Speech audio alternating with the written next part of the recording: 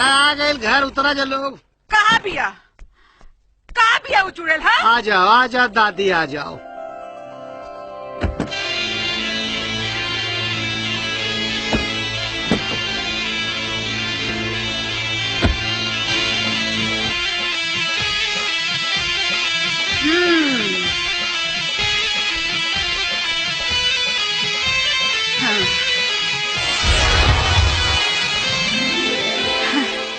अरे वो दादी, मतलब फूल झाड़ू लेके स्वागत में पहले से खड़ी बाड़ू। अच्छा, झाड़ू तोरा के फूल झाड़ू लौकता।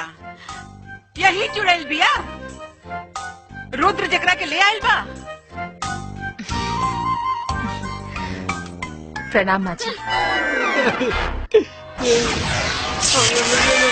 चुड़ैल? कौन चुड़ैल? कहा दादी, देवी जैसे लड़की के तू चुड़ैल कराल बाड़ू। देखा ऊपर से नीचे तक कैसे पपता झलक रहल बा। तो तू हमरा से फोन पे काहे चुड़ैल करे रहले? हम कब चुड़ैल कहानी? हा तोरे सुने में गलती भइल हो, तोहर कान खराब भइल हो। हमें कान में ना तोरे दिमाग में खराबी आ गइल। दिमाग उल्टा पुलिस से पूछा है, कान साफ करा दादी अपन तू बता। अच्छा, हमार कान खराब हो गइल बा। रुका ठीक है, बता तोरा के। अरे बता तोरा के लगला हमार कान खराब करा। रहे दादी, इतना काफी है इनके खातिर। अच्छा देखा, बेचारी अनाथ बाड़ी और तू ही नु कहलू क्या सहायक हमेशा सहायक बने के चाहिए। पर बेटा, गांव समाज कल से कुछ कहे लागी तब? अरे जब कही तब देखल जाई। और अगर आज नाचे में साथ ना देने रहती ना तो पता ना क्या हुई। सच बेटा, इता एकरा के देख के हमरा के अपनापन लागे लगल। हाँ तब सोचत का बाड़ू जे होई से देखल जाई। चला और चला, भूख लगल बा बहुत तेज दादी। आओ चला तोहर कोनो साफ कह दे दादी। चला फिर तो बेटा बजा मर्दवा। जीत के आइल बाड़े के हार के, न जीत के आइल बानी न हार के। मामला बीच में रह गई बा। बिचौलिया का गिनती न मर्द में होला न औरत में। मदन सिंह शेर पाले ले, कुत्ता ना। रुद्रवा के मारे गई ले ना, गोली कम पड़ गई। हिम्मत ओकरा के मारे के बहुत कोशिश करनी भैया, लेकिन केहू न केहू बीच में आ जाता है। यही से उस साला बच गई। दोबारा मारे की कोशिश भी मत करिए। काहे रे बहन? बहनोई के पाँव पुजाई होला, गोली दगाई ना।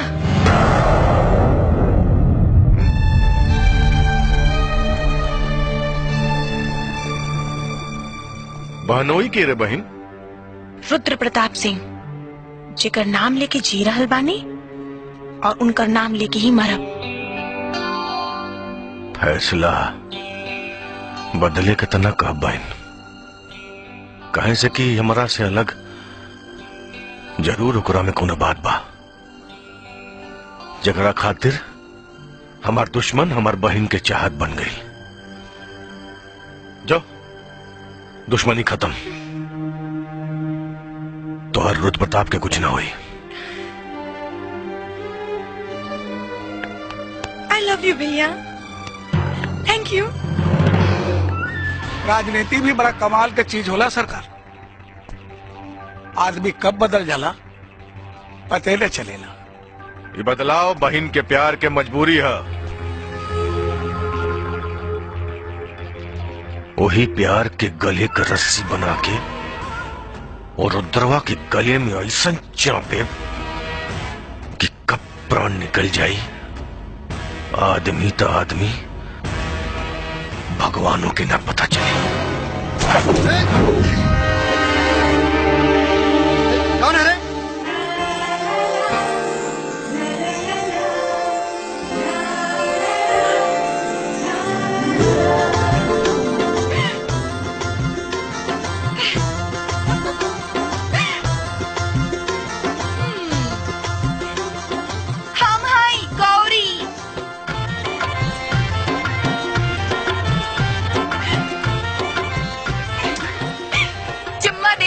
उतार दे।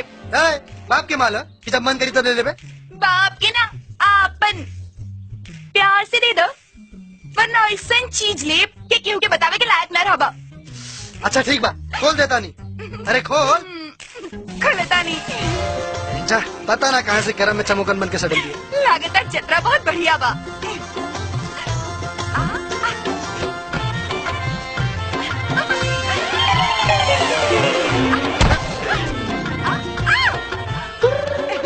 दाब चुम्मा। खाली नीचे उतारला कॉलर रानी। जोजो, हमरो नाम गौरी बा और हमार खूबसूरती के चर्चा पूरा गांव जेवार में फैलल बा। ई तो हमार पागलपन बा जे तोरा जैसन पागल के पीछे पड़ल बानी। चाही तो रोज एको तीतर फंसा सकतानी, बुझले? ई रोज दूध पिए वाली बिल्ली आज दही कैसे चाटे लागा। रुक, दही फाड़ देता नहीं। चुम्मा दे दो।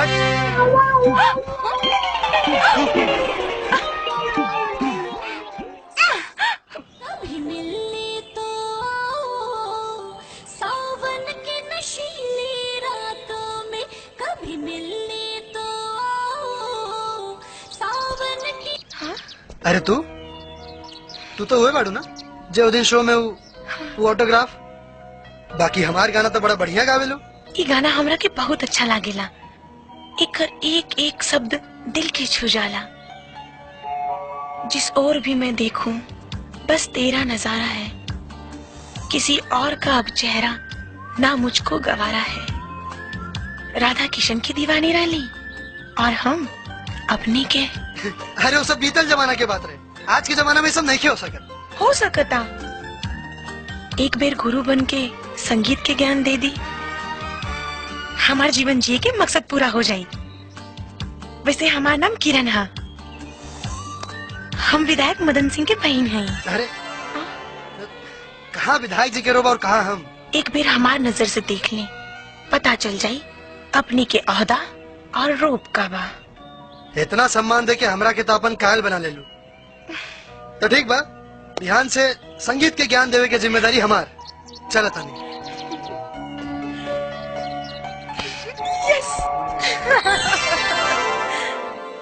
दादी बिहान से ना विधायक जी के बहन के संगीत सिखावा जाए के बा। अच्छा, अरे का बिल बेटी? अरे यार कुछ ना माजी। और काका सिखावे जाए के बा? ईट आउट संगीत तो सिखावा जाए के बा और कुछ ना। अरे भाई चल जाइए, पहले खाना तो खा ला। अब देखा माँ जी, लेकिन हम सुनले बानी कि वो विधायक ठीक आदमी नहीं किए। आजकल तोहके कुछ ज्यादा सुनाई पड़ा था। घर के पान चाय में ध्यान कम दा। नाचे गाँव में जाता तू पानी पिया पानी। तो हम तो पीते हैं पानी पिया पानी पिया। अरे ये काबिल। अरे अरे कहाँ रे? अरे काबिल। अरे खींचाओ भाई,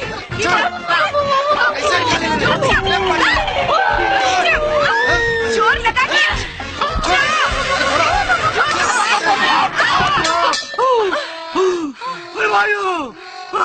डाई कहीं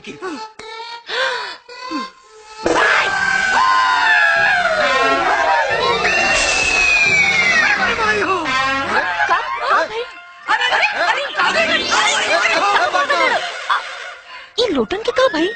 अरे 35 साल से कुंवारे बैठल बा, लगा तो जवानी के कपारे चढ़ गई बा।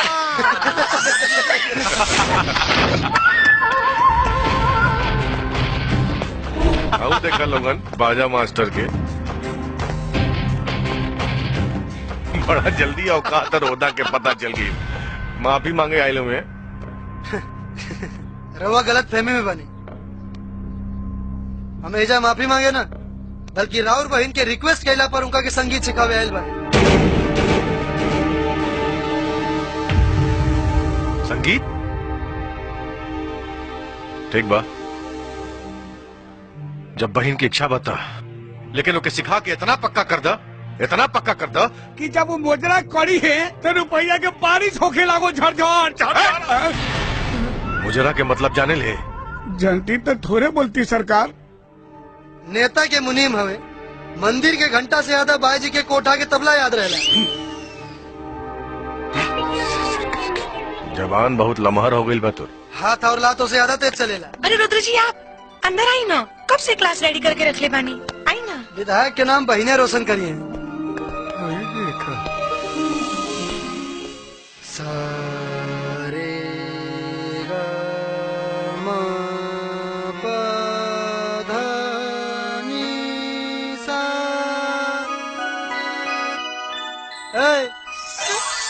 है ध्यान दा। हाँ सुनो देखो, संगीत की शुरुआत एजे से होला, स से। सुनो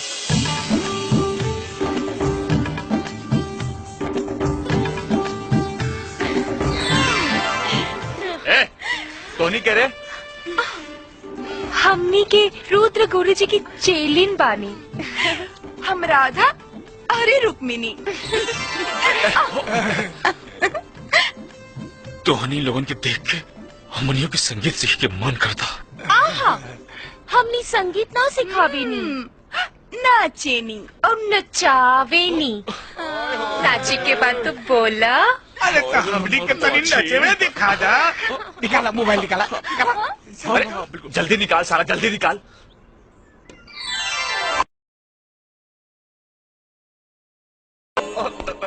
का हो रहल बा? कैसे आवाज आवत रहे? भैया हमने सब नाच सीखा था।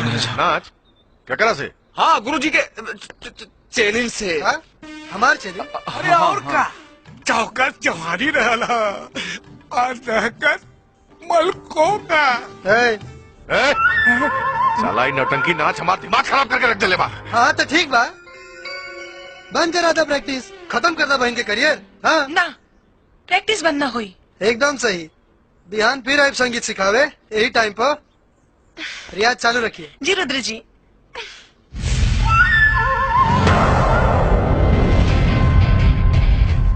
ये मजबूरी के कमजोरी बूझे के गलती तो के बहुत भारी पड़ी रुद्र प्रताप।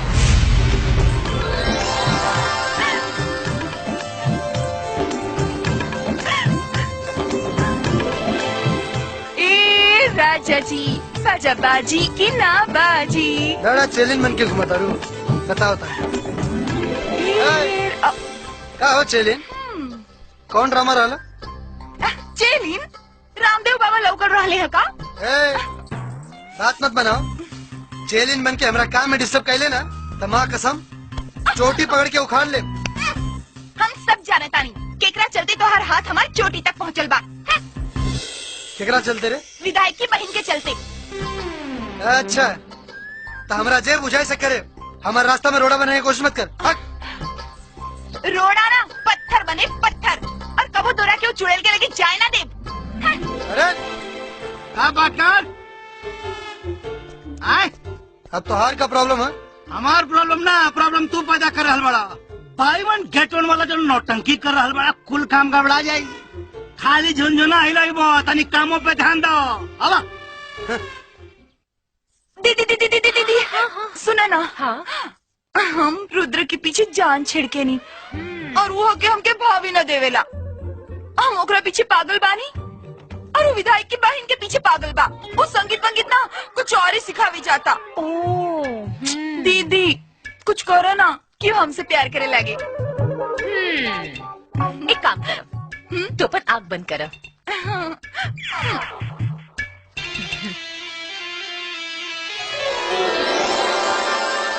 ई लो लड्डू। लड्डू? एक काम करो, तू ना ई लड्डू जाके रुद्र के खिया दो और फिर देखियो कैसे हो तो हर पीछे पीछे भागे चली। सच्ची मुच्ची ला। ठीक बा, हम अभी खिया क्या बता।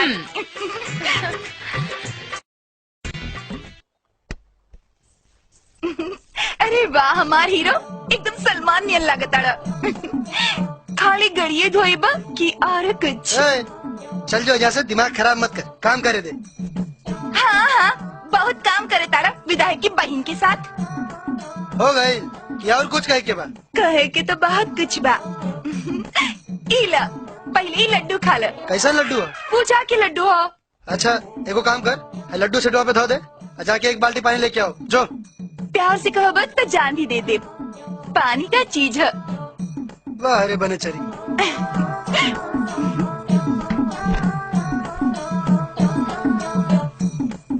अब पार्टनर वेरी गुड, क्या बात है, अच्छा काम है, करिए। लड्डू लड्डू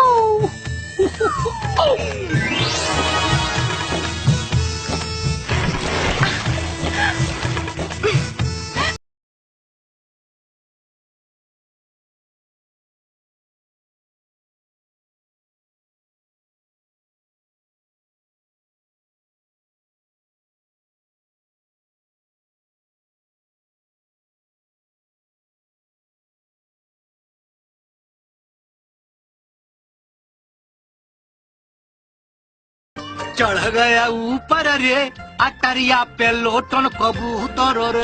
हाँ, चढ़ गया ऊपर रे अटरिया पे लोटन कबूतर रे। लड्डू तू ला लो का? हाँ का भी खा गई नहीं हो का? बड़ा मीठा रहे। ये ले लो। आवा ना हमारी प्यारी ले लो।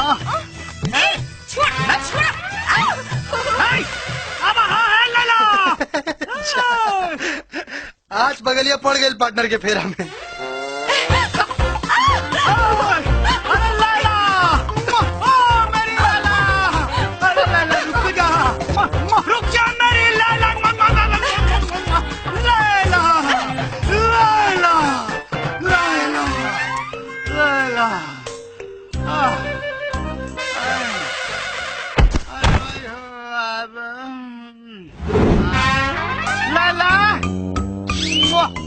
I am coming.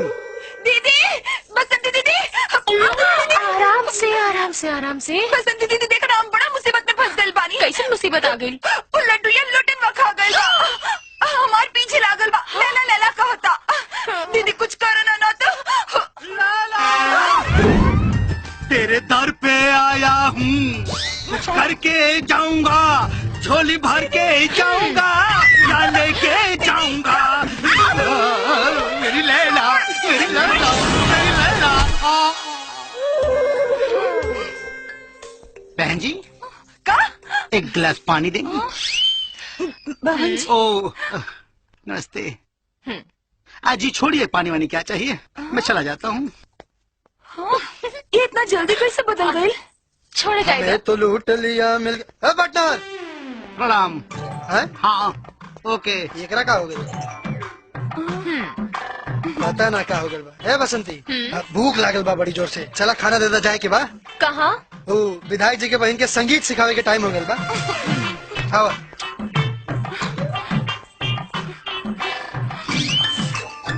हे भगवान, ये विधायक की बहन के लकवा मार जाओ। घर में क्या हुआ? क्यों नहीं थे भैया, और बाकी सब लोग क्षेत्र घूमे गई बाड़े। घर में तो सिर्फ आप, हम और ये सुहाना मौसम बा। देखो ये सब ठीक नहीं की। आपातकाल परखिए चारी। बुझला, आपातकाल में 4 लोगन के परखे के चाही। बुझला? हाँ बुझनी।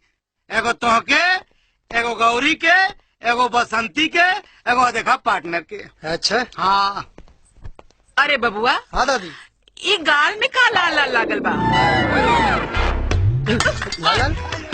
अरे ओ दहलू खो पड़ी, लावा 4 मटका उतार दा। ये दवा राग लगावले बाड़ी घर में। अरे तू चुप रहो। रहेगा पार्टनर। दादी धो ले, लागे लो कहीं। लागल होई कि क्यों लगौले बा? जब से विधायकवा के घरे जाए लगला तो और तो रंग ही बदल गइल बा। चुप, ढेर दिमाग मत चाट, न तो लगाए बे कान के नीचे। दूध रोटी बनाना चाहिए। कुरकुर करत रहे ले। अरे रुद्र, काहे हल्ला होत रहे? का बताई, एगो हेने कपार फोड़त, एगो होने माथा के दर्द बन लिया। का भाई? अरे वो लड़की हमारा दिमाग खराब करके धधले बिया, और इतना बदतमीज लड़की ना आज तक कबो ना देखनी है। अच्छा बेटा, अब हम बदतमीज भी लागे लगली। कुछ ऐसा न हो जाए ना कि ओकरा दिल में हमरा नफरत पैदा हो जाए। तो दे ना दीदी एगो लड्डू बना के। सारा प्यार नफरत में बदल जाए। अब एक बात कान खोल के सुन ला, अपन बूढ़ बाबूजी के छोड़ के पूरा दिन तोरा घर में रहे नहीं। अगर हमरा छोड़ के केहू और के बारे में सोच ला भी तो माँ कसम अपन जान दे दे। अरे प्रभु दे दे, जा जा जो जो जो जो जो अभी जो। अरे गौरी का लगा था साचो में जान दे दी का? हाँ। हे भगवान, ए पगलिया रुक रे। हे भोलेनाथ, ये दोनों की बुद्धि दो।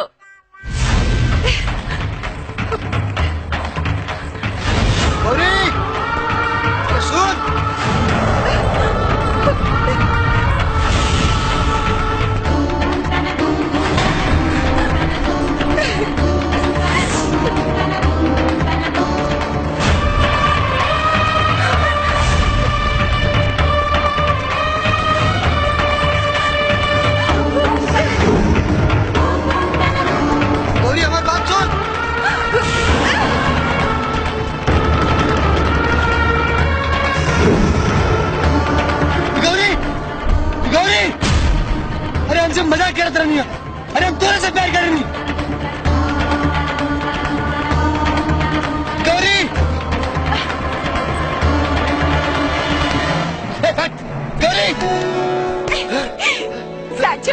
तू ऐसा तू नीचे अरे हम तो मजाक करत रहनी हो।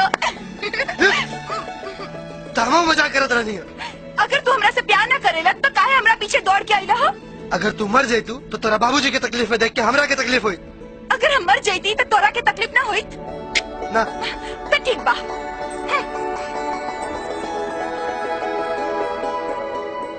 खाली तकलीफ है ना, हमहू मर जाती।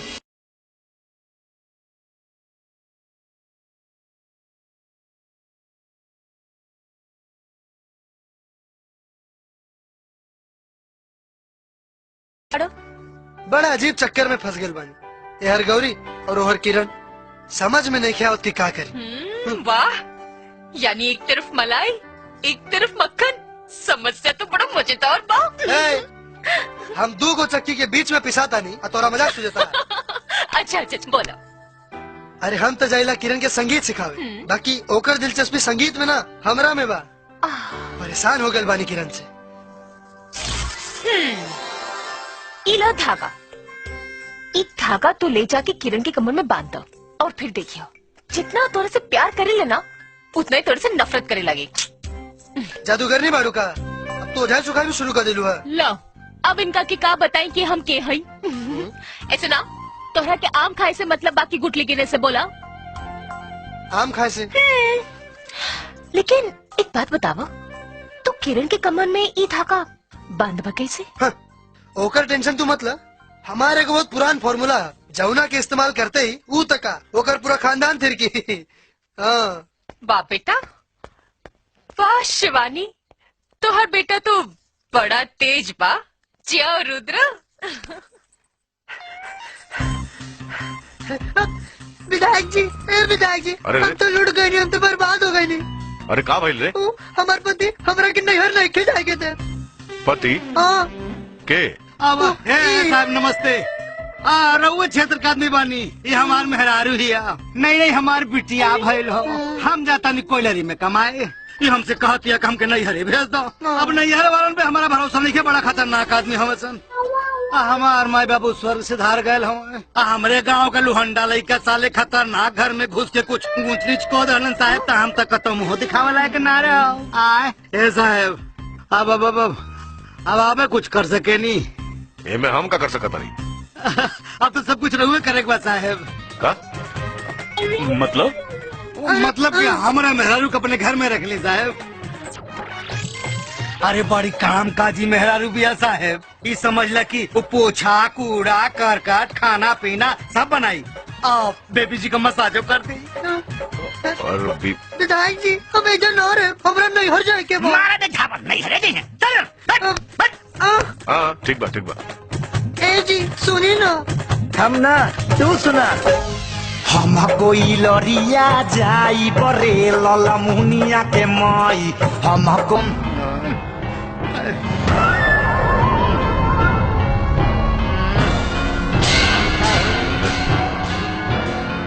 साला दो कौड़ी के नचनिया बजनिया तो हिम्मत कैसे फैल रहे?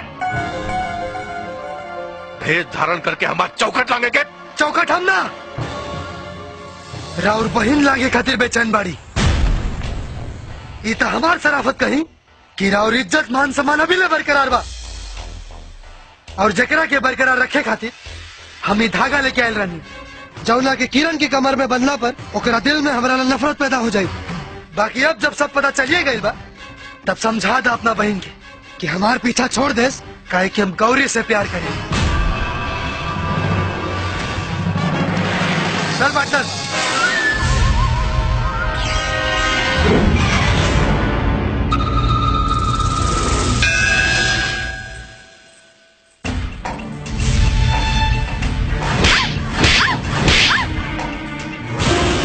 पूछ काहे मरनी है? काहे चांद के सपना देखल और ओकरा के हासिल करे में बड़ा फर्क होला, और उहे फर्क के समझावे के तरीका है इ थप्पड़। रुद्र के अपन समझे के कोशिश भी मत करी है।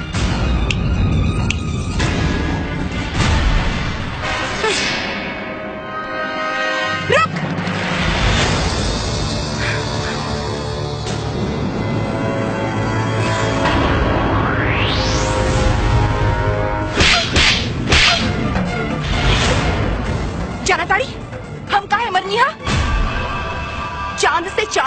की कीमत है थप्पड़। रुद्र के सपना देखकर छोड़ दे, वरना अगला बेर थप्पड़ की जगह कुछ और मारे। ना कहे लायक रह भी ना सुने, बुझली?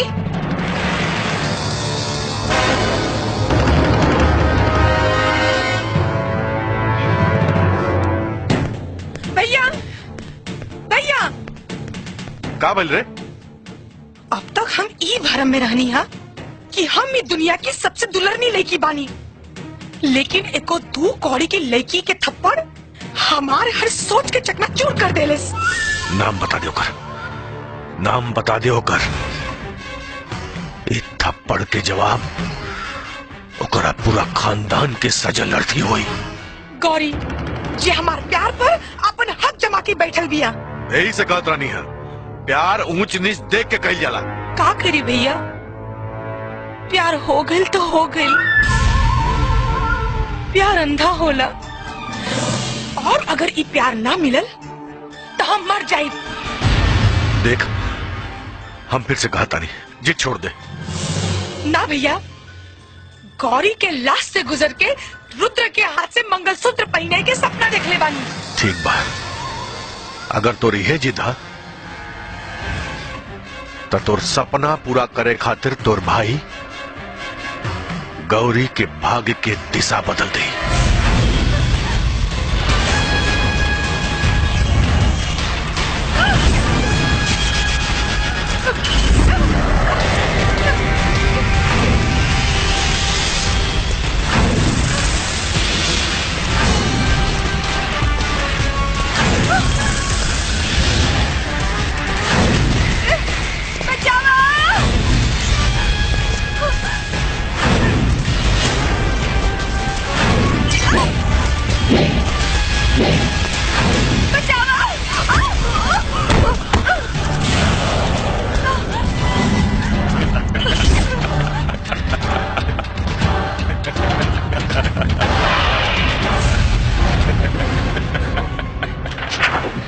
गलती से भी हाथ मत लगाइए, अगर रुद्र के पता चल गई तो हाथ के साथ ही गर्दन भी काट ली।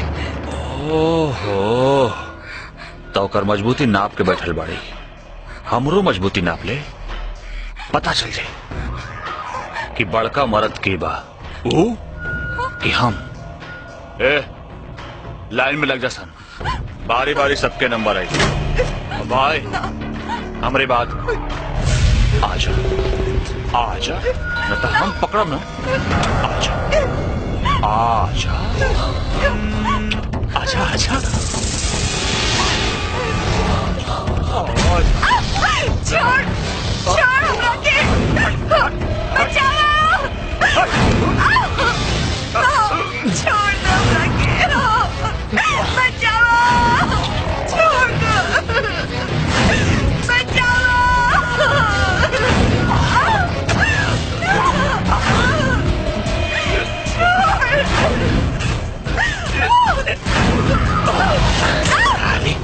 ऐसे न मन गई तू।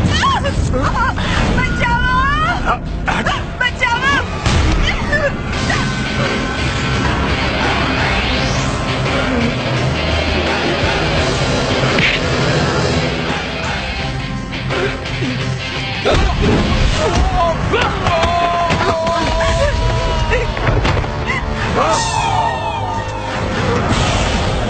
भारत की असली पहचान जंग के मैदान में होला। लड़की पर जोर अजमेला से ना, इनका के तो बचा ले, बाकी अब तोहनी राक्षस लोग के बचाई। जगत का बड़ा सा मर्द साला के।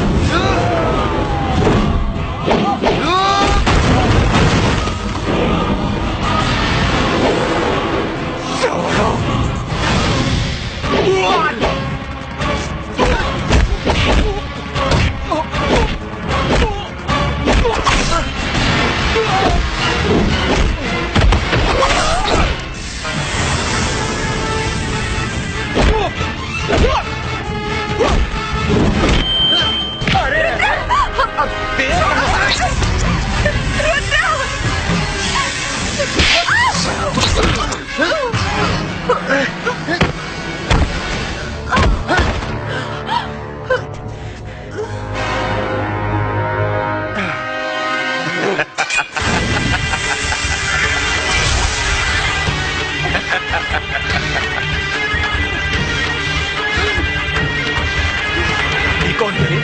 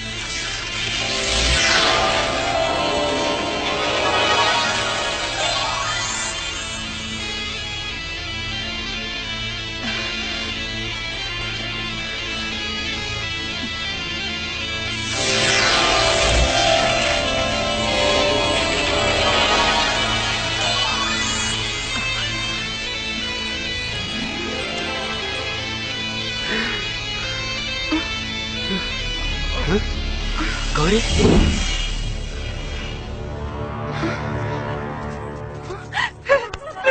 गौरी, तू ठीक से बाड़ू ना? मगर ये चमत्कार भइल कैसे? कुछ समझ में नहीं क्या होता। बाकी बड़ा अपनापन वाला एहसास रही, जैसे माई के अचरा में होला या देवी देवतन के आशीर्वाद में। हे भगवान, हमनी पर ऐसे ही आपन कृपा बरसावत रहिए।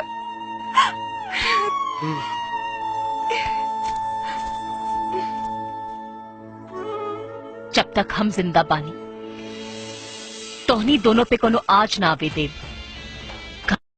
ना रहे तो मौसी के उत्तरदायित्व होला अपन बहन की बेटा के रक्षा के। लड़ जाए हम काल से, खोज निकालब पाताल से, बच न सके अब कौनो कमीना, काहे से कि आ गई बाड़ी नगीना।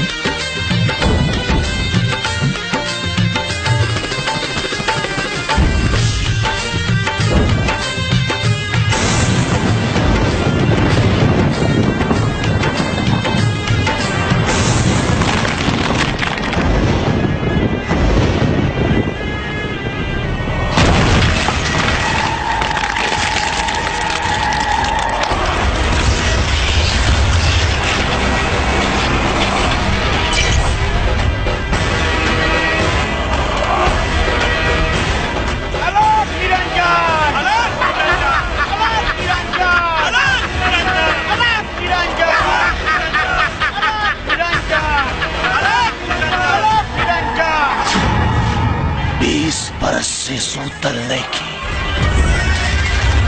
इंतजार में तो ठान चुकल बानी ये नगीना।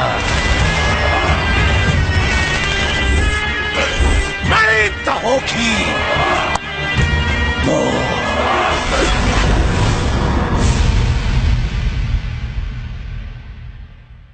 स्वाहा। नागेश्वर बाबा की गुरुदेव, आपके दर्शन से हमनी के भाग उज्जवल हो गए। अद्भुत अद्भुत ना, अद्भुत ना, भयंकर। ये प्रतिशोध की अग्नि ही नागेश्वर के माथे पे विजय तिलक लगाई। पर गुरुदेव, वो बात तो अब इतिहास हो गई बा। और इतिहास अपने आप में दोहरावेला, मत भूला तू लोग। अपमान के एक एक दाग, एक एक दाग हमरा आत्मा पे बोझ बा। और हाँ, तिरस्कार से ही पुरस्कार के जन्म होला। नागेश्वर के पुरस्कार है मणि के प्राप्ति और वो नगीना के असत्य के खात्मा। हाँ, अलख निरंजन, अलख निरंजन, अलख निरंजन।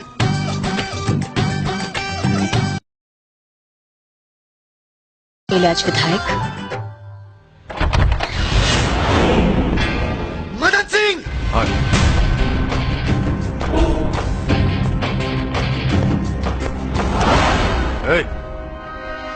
आवाज नीचे। चिल्ला के या तो तू अपन कमजोरी छिपा रहल बाड़े या तो अपन जान के भीख मांग रहल बाड़े। एक तो दूर शुक्र मना तोर बहन के हाथ न मंगनी है, वरना बहनोई के पाव पुजाई में देह के बालना खाल खींच लेती। भैया, अपन वादा मत भूली, हमरा प्यार के सम्मान करी, वरना बहन जियत जी मर जाई। भाई के पगड़ी की इतना मत उछाल कि भाई के रक्षा बंधन से नफरत हो जाए। बंद कर अपना ही भाई बहन के ड्रामा। एक बात कान खोल के सुन ले, हमरा और गौरी के बीच में आवे की कोशिश कर लेना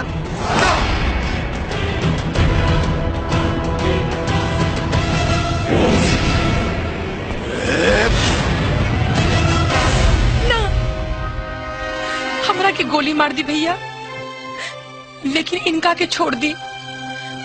मंगलसूत्र के मोहब्बत रक्षा बंधन के स्नेह से जीत गई।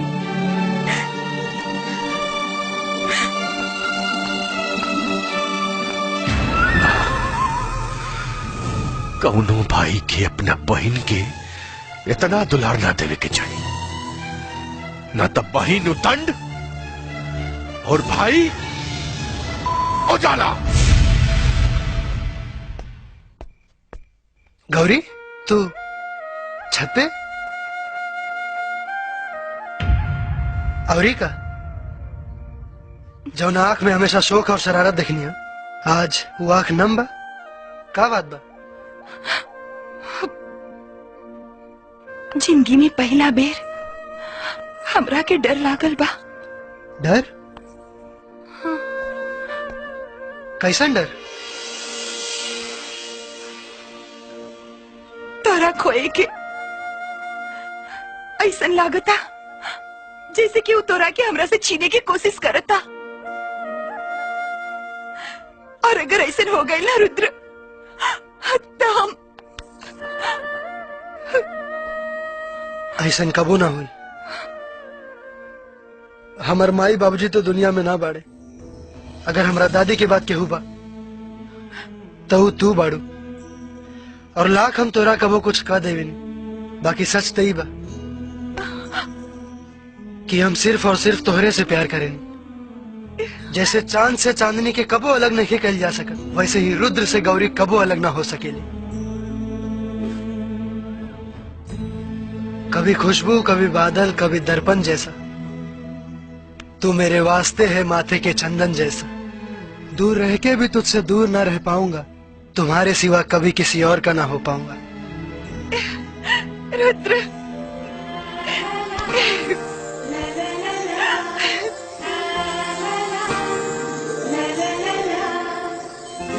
रुद्र,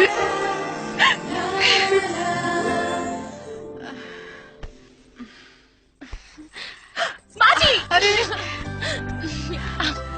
का बात है बेटी, बड़ी खुश दिखाई देत बाड़ू। हाँ माँ जी, आज हम खुश ना बहुत खुश बानी। उका ना माँ जी,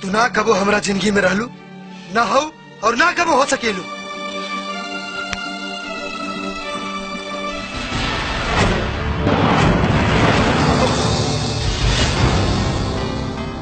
बाकी एक बात कान खोल के सुन ले, हमार दिल सिर्फ और सिर्फ गौरीला दिल के। ना कबो हमरा जिंदगी में रहलू, ना हो और ना कबो हो सकेलू। हमार दिल सिर्फ और सिर्फ गौरीला धड़के, गौरीला धड़के, गौरीला धड़के। अच्छा चलो ठीक बात है, फिर सवेरे बात।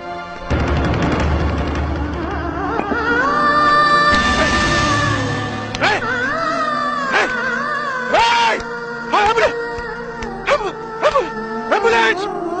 एम्बुलेंस!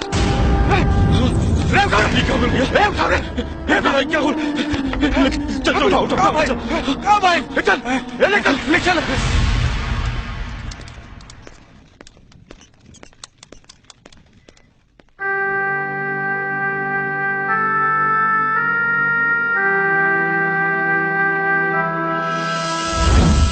बोल तो रखा चाहिए।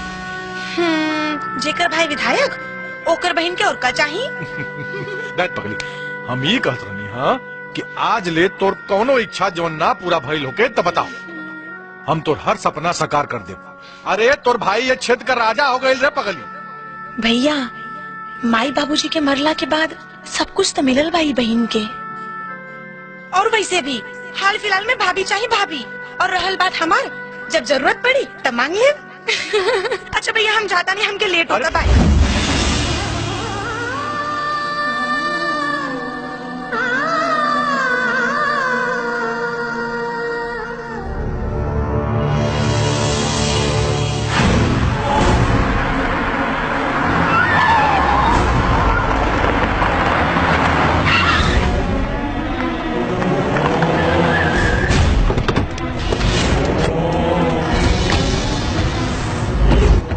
रुद्र प्रताप बाहर निकल। अरे विधायक के चुनाव में तो वही बहुत टाइम बाद रहुआ लोग वही वोट मारे आ गई नहीं। चुप साला बता। अरे वोट तो फिर बंगा लोग मांगेला, हमने तो बजनिया के ओकर बोटी बोटी काट के बाजार में बेचे के। ओके, मतलब कसाई का नया धंधा शुरू कर ले बड़ा लोगन। वेरी गुड, वेरी गुड, बहुत अच्छा।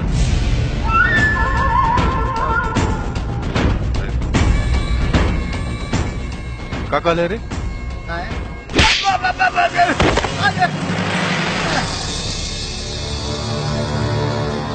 तू यहाँ का आयलू?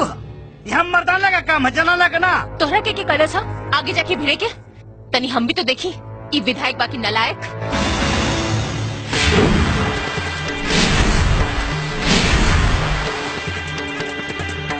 ना बेटी,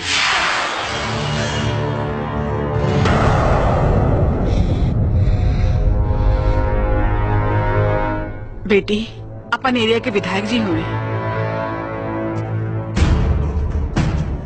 का बात है विधायक जी, काहे इतना गुस्साल बानी? ये बात अपना पोता से पूछती तक ठीक रही। हमार बहन तोहरे पोता के अपन जूता बनावे के सपना देख ले बिया, वह जूता लेवे आई बनी। तो एक काम करा, रख ले चप्पल अपन सर पे, फुकट में दे दे हम अपन पोता के, तोहार बहन के दहेज में काम आई और चुनाव की जनता में जोड़ लिया। बुढ़िया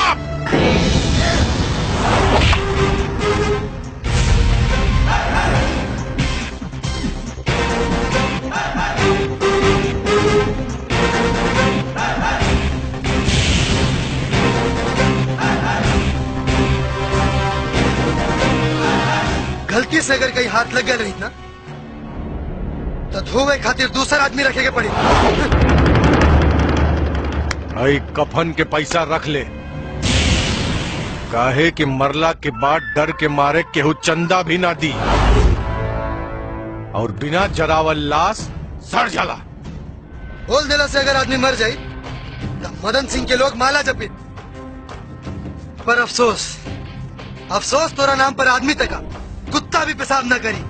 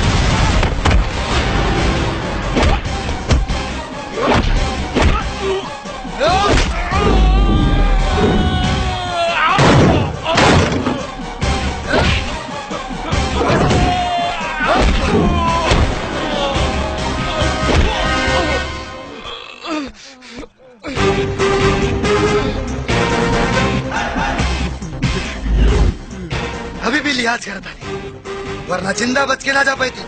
बहन भाई की नौटंकी से तंग आ गई बानी। हद पार मत करी, कहीं बहन की डोली उठावे के चक्कर में अपन अर्थी न उठावे के पड़ जाए।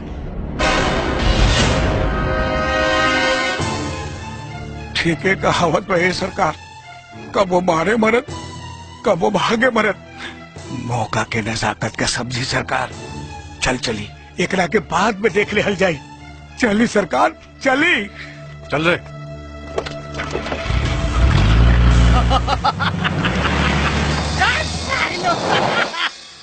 का करी मुनीम जी, बहुत मजबूर बने। हमारा स्नेह के हमार बहिन मोहरा बना के हमारा पगड़ी के को दो कौड़ी के आदमी के सामने ओकर पैर के धूल बना देलस। जब बल न चले त छल से काम लेवे के चाहिए। मोहब्बत जग में सब जायज होला, साम दाम दंड भेद। अरे एगो बाबा धरती फाड़ के निकल बारन सरकार, बोर बोर करनामा कर रहल बारन। चली उनका से मिल के आ जादू टोना करवा के ओकरा के बर्बाद दी। साला सपनो मर जाए और लठियों बच जाए।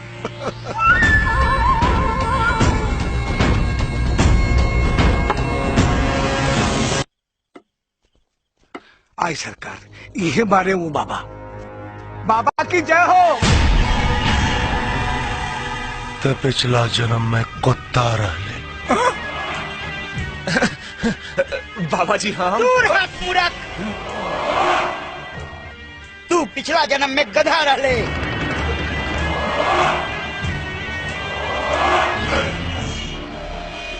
और एक शेर कुत्ता और गधा के चमचा बनवले बा,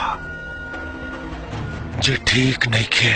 लेकिन बाबा निरंजन, बाबा के समय के हर चाल के ज्ञान बा और उस शक्ति के भी जवन तोरा हार के कारण बा। अरे लेकिन यार कौना जन्म के पाप के प्रायश्चित था कि एक तरफ हमार बहन और दूसरी तरफ हमार खुद के सम्मान ना बर्दाश्त नहीं किया होता। बम बम! क्रोध ना बच्चा, क्रोध इंसान के बुद्धि के खा जाना। और तो जकरा के मारे का कोशिश करत आ रहे ना, वो कोनो मामूली इंसान नहीं खे। नागवंश के बा, नागवंश के। ओकरा मतारी बाप से हमार जन्म जन्मांतर के दुश्मनी बा।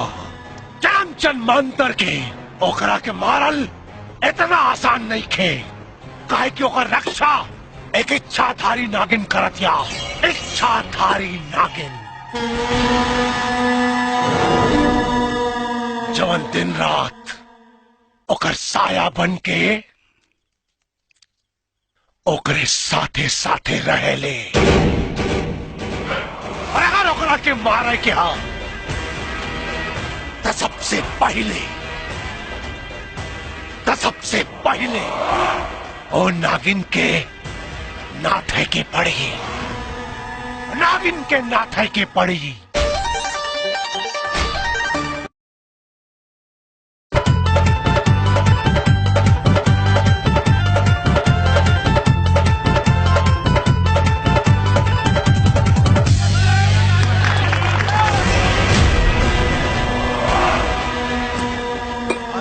निरंजन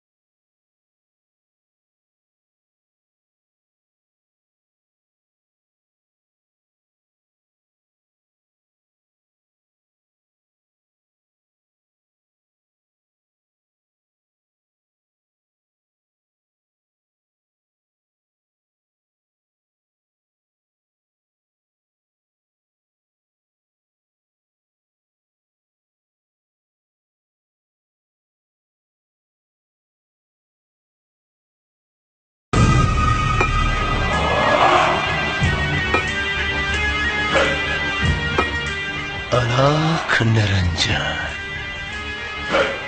नगीना, बहन बेटा खातिर इतना बड़ बलिदान, मगर केहू की सोच विधाता के लेख नहीं के बदल सकत। तो तू अपन भाग्य के लेख पढ़ ले। मनी प्राप्ति कहीं तो मौत के कारण बन जाए। बड़ा के हमारी शक्ति का अंदाजा नहीं खे। धरती, आकाश, पाताल, जल, अग्नि, वायु सब हमार दास बा। नागेश्वर के तपस्या के परिणाम ही साक्षात शिव के विहार बा। फिर से कहता नहीं नागेश्वर, चल जाओ, न तो यही जगह तो समाधि स्थल न बनावे के पड़े।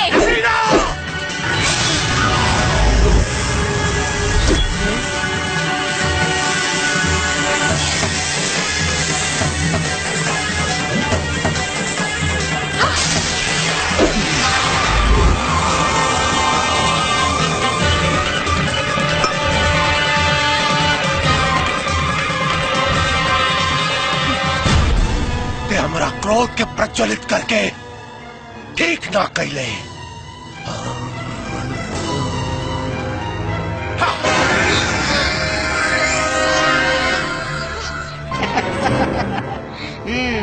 दिखाओ दिखाओ अपन शक्ति, कितना शक्ति है तोरा में। तोरा के अब हमरा प्रकोप से केहू नहीं के बचा सका। काहे कि एक खंजा के भीतर भीतर तो आधा शरीर नागिन के रही और आधा मनुष्य के। ते अपाहिज हो जाइबे, अपाहिज हो जाइबे ते। अलख निरंजन, श्री गुरुदेव।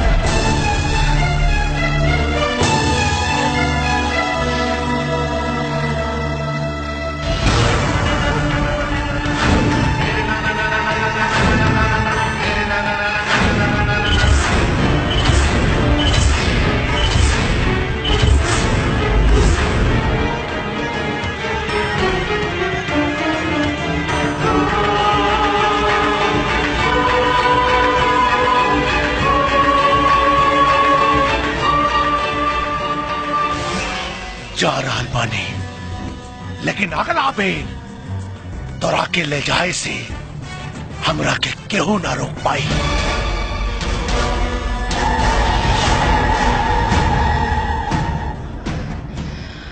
बसंती कहाँ गई?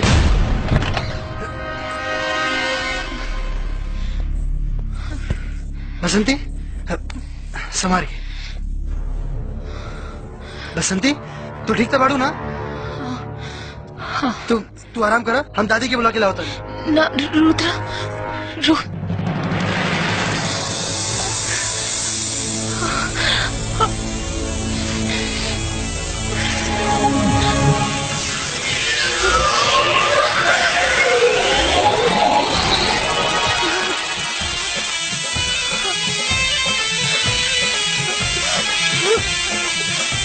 जल्दी आओ दादी, देखो बसंती।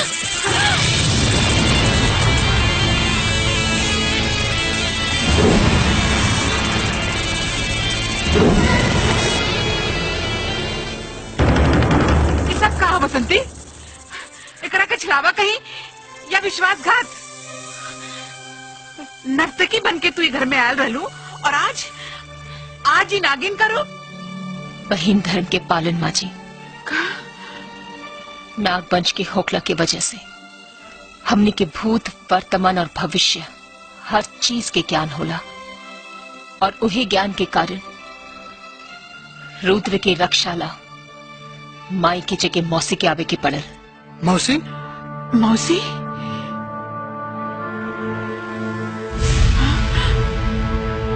हाँ रुद्र, मौसी। हम तो हर माई शिवानी की छोट बहन नगीना बानी। हमरा के आज भी वो दिन अच्छा से याद बा जब हमार बहन राउत स्नेह और राउत बेटा के प्यार पाके आपन इंसानी जीवन में बहुत खुश रही।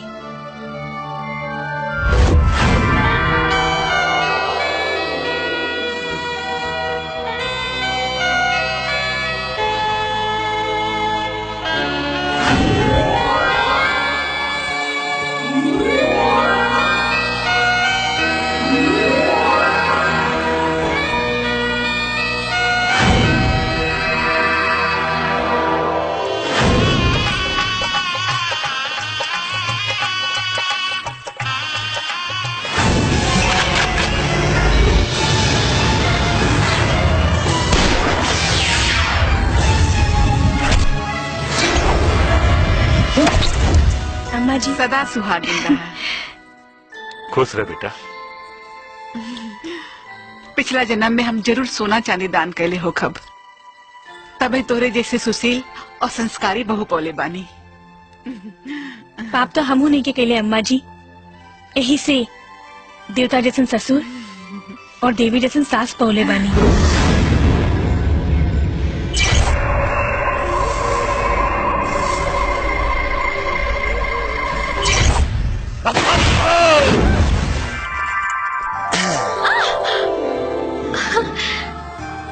ये का होता प्यार।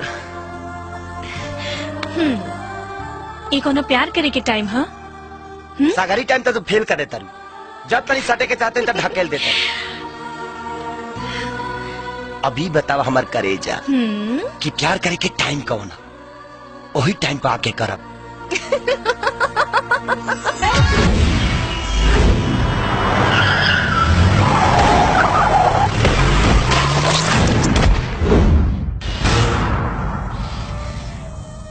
बाकी विधाता के कुछ और ही मंजूर रहे, लेकिन अब रुद्र के एक ना दो गो दुश्मन के सामना करे के बा। एक ओ विधायक और दूसरा नागेश्वर। नागेश्वर? हाँ नागेश्वर, जौन हमार बहन के छुपावल मनी के पीछे पड़ल बा।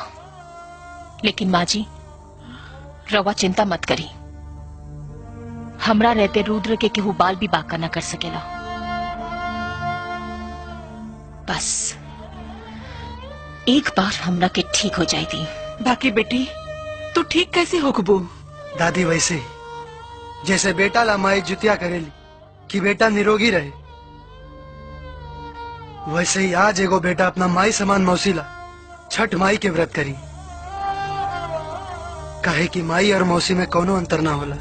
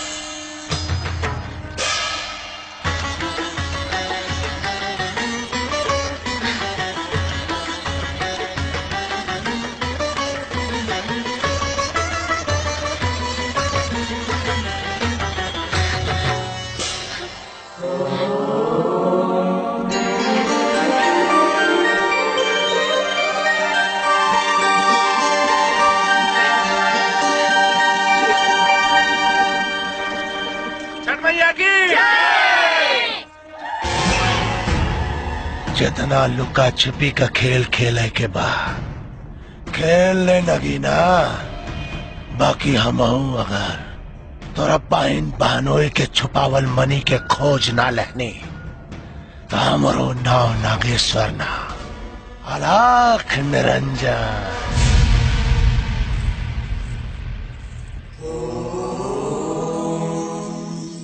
नमः शिवाय।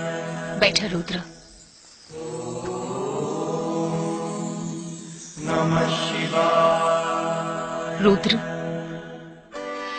आज हम तोरा के एगो ऐसन शक्ति प्रदान करे खातिर एजा लाइल बानी जौना नाग वंश में भी बहुत कम नाग के नसीब होला, और जेकरा के हासिल करे खातिर ये दुनिया भर में ना जाने कितना साधु संत ऋषि मुनि के जीवन नष्ट हो जाला। जाना तारा उ काहा? नागमणि। नागमणि? हाँ,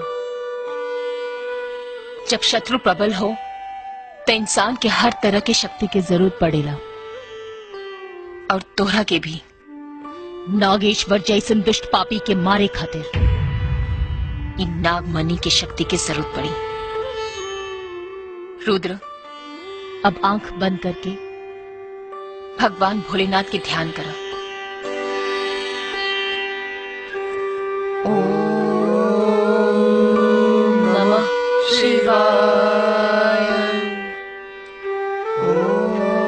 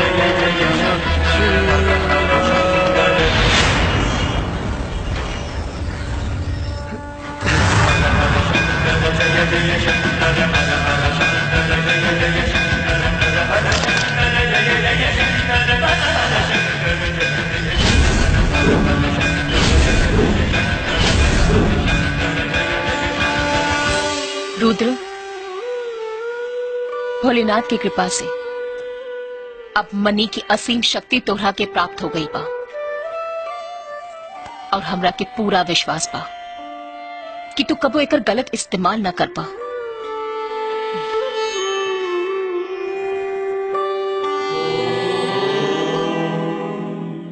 नमः शिवाय। चलो अलग निरंजन, अलग निरंजन। आई आई गुरुदेव, आई आई आई आई आई। हाँ। नादान नगीना, ते भूल रहल बाड़े कि पूरे ब्रह्मांड में नागेश्वर के केहू न मार सकेला। और रहल बात मणि के, तो मणि के तो हम प्राप्त करके ही रहा। बाकी गुरुदेव उ नगीना के कमजोर ना समझी, बहुत ताकतवर बाड़ी।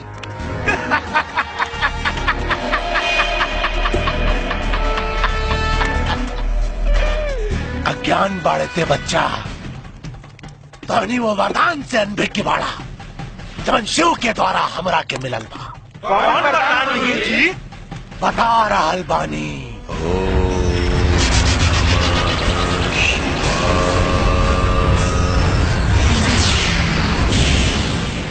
ओम नमः शिवाय।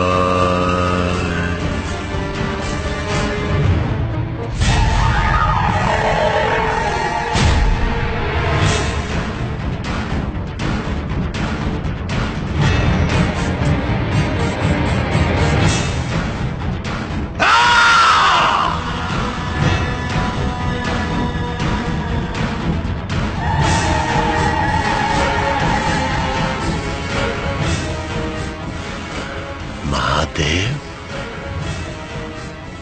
महादेव, देवों के देव महादेव, दर्शन प्रभु दर्शन, दर्शन। भक्त की तपस्या में कोनो खोट बा या फिर भक्ति के जन्म कर्ष देखे के चाहता नहीं आप?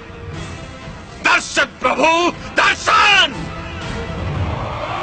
सिर्फ आपके नाम मात्र से ही भक्त के मुक्ति और मोक्ष की रास्ता पा, तब फिर 20 साल के कठिन तपस्या के अर्थ निकले के चाहिए व्यर्थ न। महादेव दर्शन, दर्शन प्रभु, प्रभु दर्शन। औरों में पहल तो फिर हमरा में देर का है।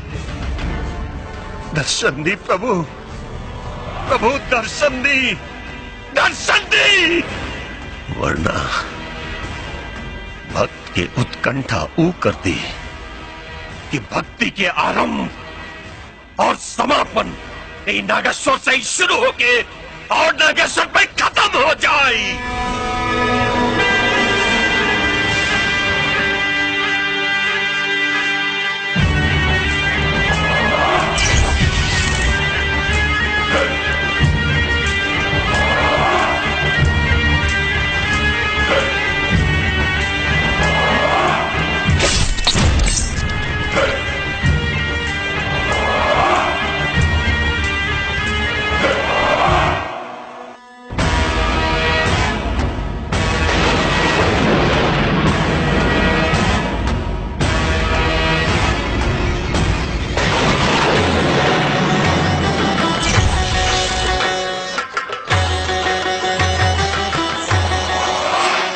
पुत्र नागेश्वर,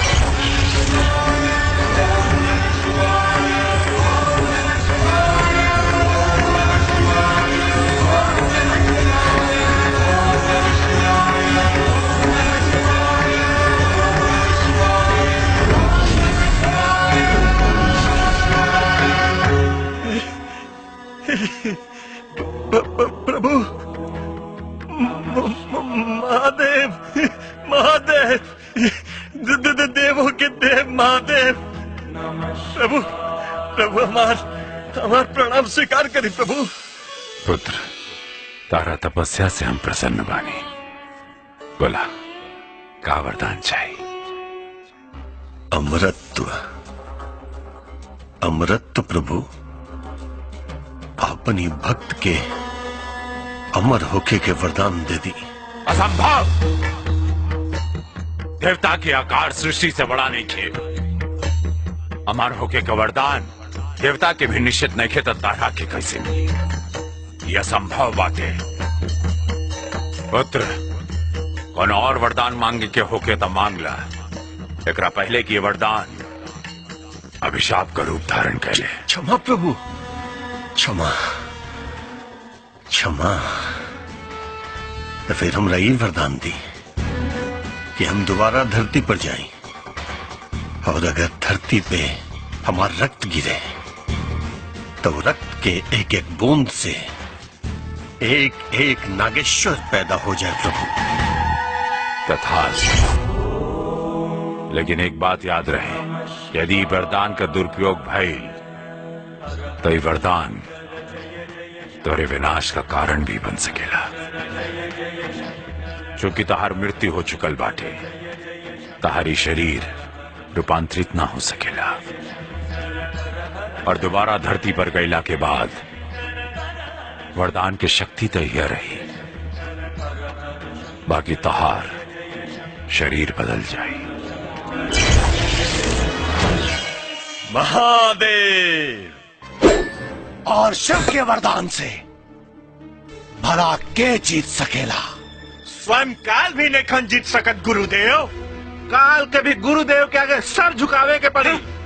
गुरुदेव तो फिर जीत के संखनाद करी, विजय पताका दिख रहा बा। बस एक पेड़ मनी हमरा हाथ में आ जाए।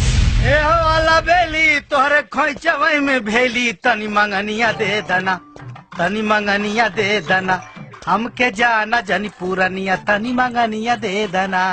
आई हाय देखो, हाय चोंगा पहन के पोंगा पंडित रास्ता पे खड़ा होके मुंह तारा, शर्म नहीं लागल? मूर्ख, ते जहाँ जाता रे वही जा जो। अच्छा हमार क्रोध के मत बढ़ाओ। अच्छा तुहार क्रोध का बढ़ाई तो तू का उखाड़ लेबो? अरे बच्चा, बाबा के शक्ति के नहीं जानत में। हाँ, हम अपन शक्ति से अपन उम्र और लंबाई दोनों के 40 साल से दबा के रख ले बानी। ए बाबा वो तो दिखाई पड़त हो, एक तो चोरी ऊपर से सेना चोरी। क्रोध, घोर क्रोध। तू बार बार हमरा के अपमान करता रे। अब देख हमार क्रोध के। अरे भाई तुहरे ढेर क्रोध आवत हो बाबा, तो जाके एक बार फिर से मुतला ठंडा हो जाई। मूर्ख, तुझे चीज के बार बार अपमान करता रे। अच्छा अब हम तहार पूरे चीज के गायब करो। तू कर दो। चकालू बकालू गुरुदेव, लगा अपन अपन शक्ति।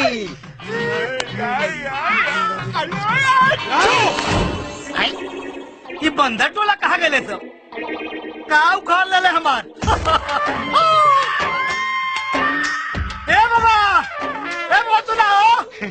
हमारा क्रोध के भड़कोले। अब ओकरे बुझाई बहुत तेज बनत रहला। हे बाबा, दूर हट। हमसे अपराध हो गई बाबा, माफ कर दो, हमारा सामान दे दो। ना दे, अब आइल ऊंट पहाड़ के नीचे। अरे बाबा, ऊंट पहाड़ का, हाथी घोड़ा कुल नीचे आ गई। दे दे बाबा, दे दो। ना दे, ना दे। अरे ना दे, बता खानदान कैसे आगे बढ़ी? हम 2 भाई रहनी हो, बड़का भैया पेड़ा पटक, छोटका भाई हम। बड़का भाई की तितली तिवारी पटाख ले गए मुंबई। अब खानदान कैसे आगे बढ़ी? ब्याह शादी भैला हो, और सबसे बड़ी चिंता की बात तही है बाबा कि नागिन पार्ट 3 बने वाला हो। ओमे अब भाई से काम ना चली, बेटवा चाहिए कैसे होई पूरा? नागिन पार्ट 3 खातिर हाँ। राजकुमार आर पांडे हाँ। कौनो न कौनो व्यवस्था कर ली है। तहार जरूरत नहीं दे, जो चला सन। अरे जवानी में सूखे संटका दरस रे बाबा।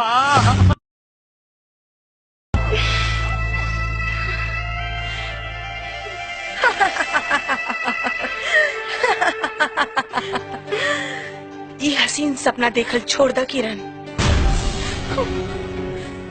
काहे से कि जब ये टूटेला ना तो बहुत तकलीफ होला ना।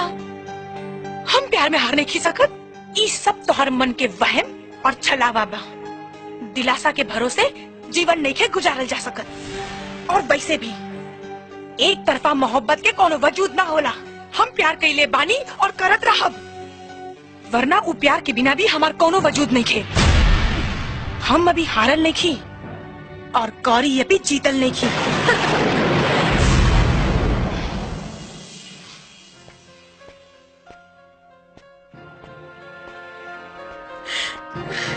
अरे आप आई ना, बैठी। बोला किरण, काहे के बोललू हमरा के? ई जाने खातिर कि हमरा में का कमी बा। खूबसूरत बानी, पढ़ल लिखल बानी, धन दौलत शौहरत सब कुछ बा हमरा लगे। तोरा करियर के 4 चांद लगा सकता नहीं, और तू वो गवार गौरी के पीछे पागल बाड़ा, जेकर औकात हमरा सामने 2 कौड़ी के भी नहीं है। बाकी तोरा हाथ में वो लकीर नहीं के जौन गौरी के हाथ में बा। सरहद के लकीर बदलल जा सकेला किरण, हाथ के ना। और हम के हमार किनारा पता बा। जब समुद्र में लहर उठेला तो किनारा के परवाह ना करेला, और तोरा ला उहे लहर हमरा दिल के भीतर उठ रहल बा, जो तोरा बिना रुके वाला नहीं खे। रुद्र, तोरा के अपनावेला हम औरत के आखिरी मर्यादा भी पार करेला तैयार बानी। जे चाहे से करला, बस हमके अपना ले रुद्र, ना तो हम मर जाए। हमके अपना ले रुद्र। आज तक हमके तो से हमदर्दी रहे, बाकी अब घृणा होता। फिर से कहता नहीं, भूल जा हमके किरण। बहुत कोशिश करी भूले के, लेकिन दिल के हाथे मजबूर बानी। जितना भुलाई ले तो हर याद चट्टान बन के हमारे सामने खड़ा हो जाला। हमरा के अपना ले रुद्र, हमरा के अपना ले, हमके अपना ले रुद्र। ठीक बात, अब जब तू जिद पे आ गई बाड़ू तब फैसला भी तू ही करा। एक बेर हमरा जगह पर खड़ा रह के सोचा किरण, क्या तू तन से केहू और के और मन से केहू और के हो सकेलू? क्या तू जिस्म केहू और के और दिल केहू और के दे सकेलू? बोला किरण, जवाब दा। ना, फैसला समझ में आ गई।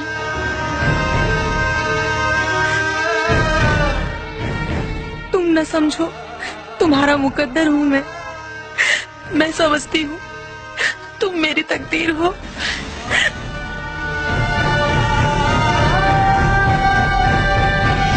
किरण, बस यही तमन्ना थी, तेरा ही बनना था। चाहे आका दरिया पर डूब निकलना था। सांसों में समा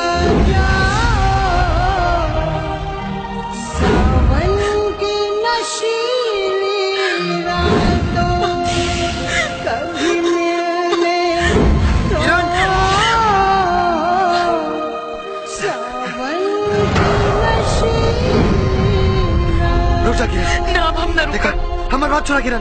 ना ना देखा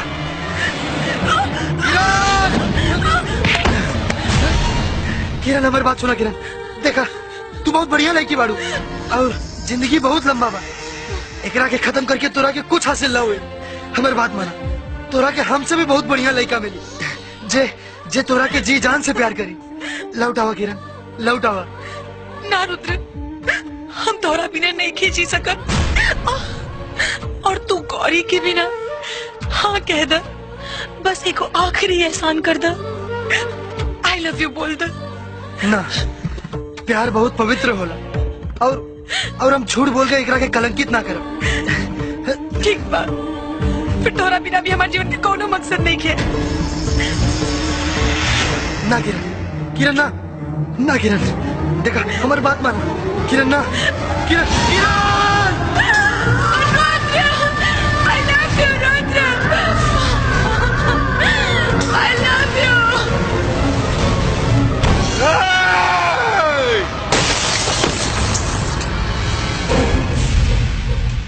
हमार बहन नहीं मर सकत, मालूम बा? इतना छोट रहे, इतना छोट से रहे जब अम्मा बाबूजी होके हमारा हाथ में छोड़ के चल गए ले ले। अरे अपना औलाद नियर पाल पोस के बढ़ के नहीं होके, अपना औलाद नियर एक खातिर के जौना दिनों दुल्हन बनी ना तो अपना कांधा पे होकर डोली उठाई बम, अपना कांधा पे होकर डोली उठाई बम, लेकिन देखा ना आज वो करती के भी कांधा ना दे पौनी हम। अरे तो हमारे हमारा जिंदगी पर अपना बहन के एक इच्छा ना पूरा कर पौनी हम। ऐसे में दुख रो के नहीं के विधायक जी, दुख रो के नहीं खे किरण से भी होकर भयंकर मौत होके के चाहिए। ऐसा मौत मिले के चाहिए कुत्ता के कि देखे वाला के रूह भी कांप उठे भैया। खींच दसन करे भाग्य में दुर्भाग्य के लकीर, ऐसा लकीर की मदन सिंह के नाम रावण से भी ऊंचा हो जा।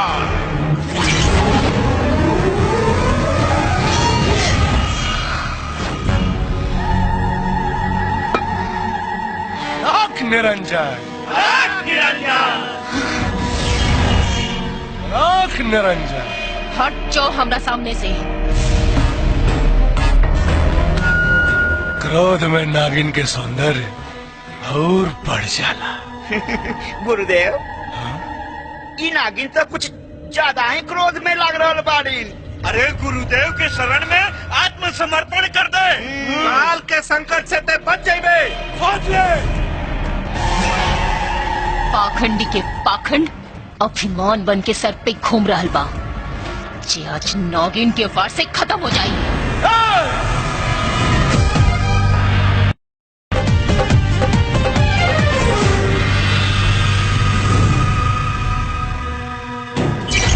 आंख निरंजन, आंख निरंजन।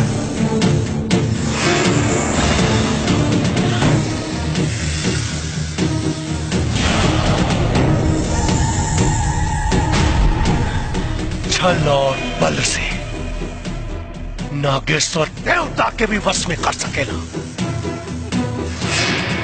देता नागिन बाड़ी रे नागिन, क्यों नहीं के बचा सकत तोरा के नागेश्वर के चंगुल से। चल चला सुन। ए ढोंगी, तू एक रह के यहाँ से नहीं खेले जा सका। बुढ़िया, ये केहू का बहू बेटी नहीं खे, इच्छाधारी नागिन बिया, इच्छाधारी नागिन। और इच्छाधारी नागिन का जगह या तो जंगल में होला या फिर सपेरा के पिटारा में। छोड़ दे हमारे पसंद की बीवी है, ना तो रुद्र को हर जान दे।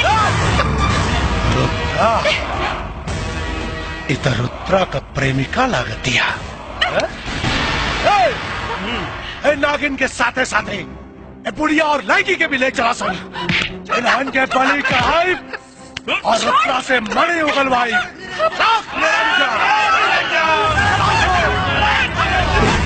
निरंजन, बुलाओ अपना पोता के।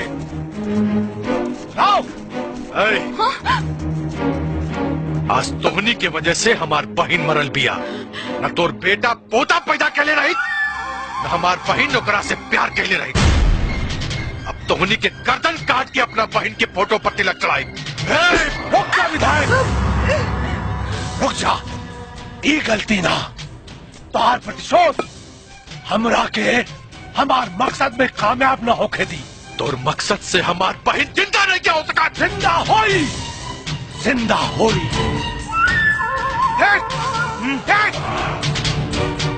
कैद में नागिन के बुढ़िया के पोता के पास मणि हा, और वो मणि मिलते ही तोर बहन के हम जिंदा कर दे। लेकिन अखनी के मरला के बाद ना, अखनी के जिंदा रहते ही हमरा के मणि मिली। बंद कर अपनी ढकोसला। देख ले तोर पराक्रम। ढकोसला तोरा के हमार शक्ति ढकोसला लागता।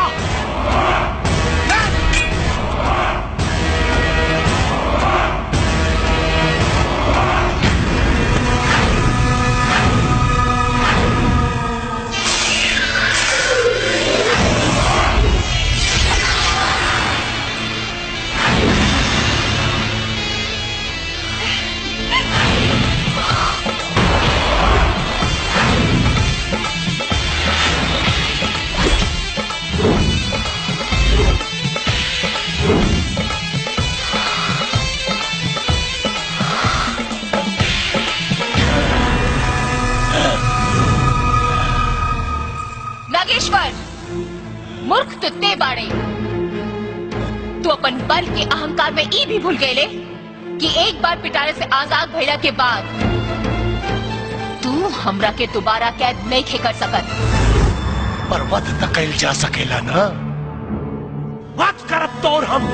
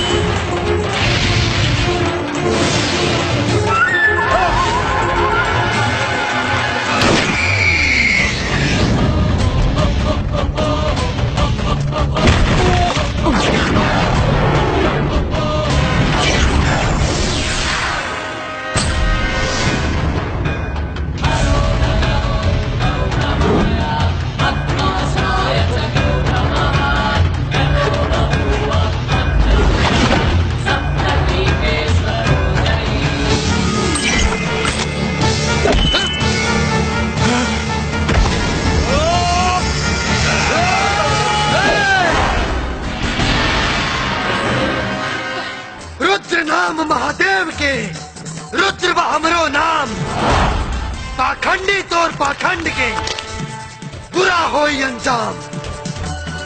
जब बेटा पर आफत आवेला तब माई होकर रक्षा करे, और जब माई पर आफत आवेला तब बेटा ममता पवार ना, काहे कि ममता तो ममता हो, चाहे वो माई के होके या मौसी के।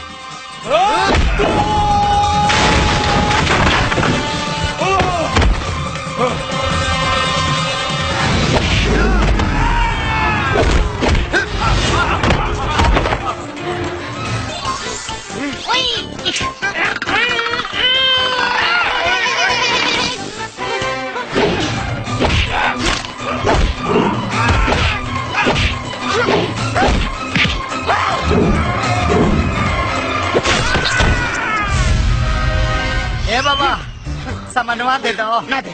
अरे बड़ी तकलीफ हो था। ना दे। अरे बाबा दे दो, तुम्हारे एहसान मानव। हे बाबा तारे गोने कर थाई दे दो, दे दो बाबा। हे बाबा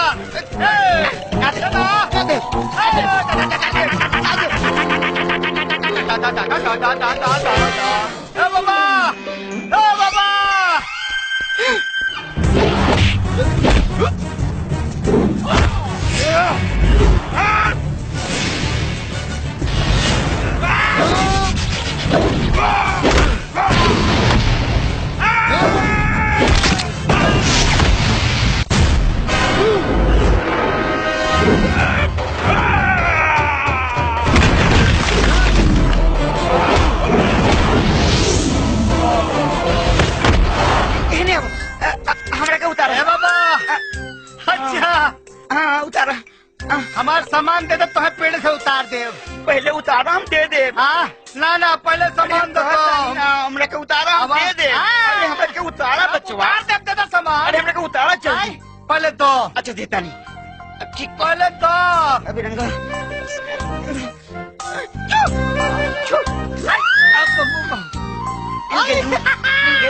उतार। बाबा तनी हम चेक करके आवा, तनी कि हमारा का दूसरे का। हाँ हाँ 1 मिनट आवा तनी। अरे धोखा।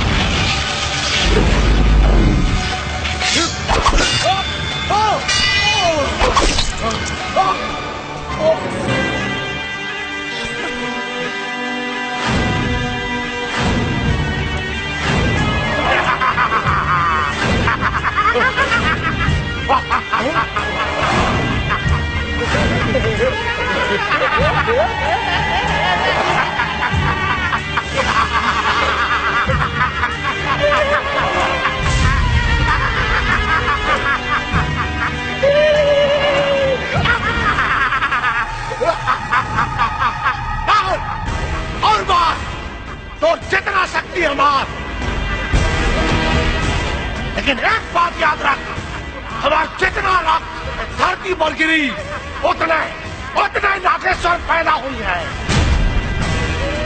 ये वरदान मिलल बा हमरा के, घोर तपस्या के बाद शिव से ही वरदान मिलल बा।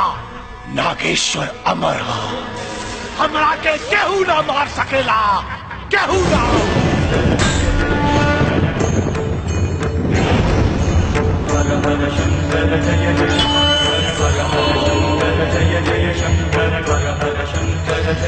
काय कहीं ने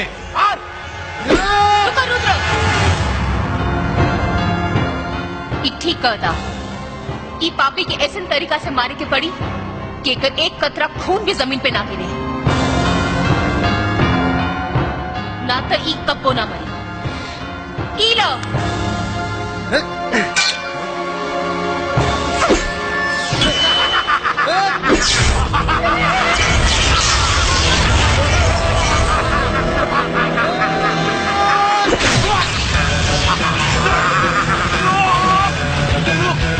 देख हमारी शक्ति, एक बूंद खून भी धरती पे गिरे ना दे जब तक कि तोर अस्तित्व खत्म ना हो जाए।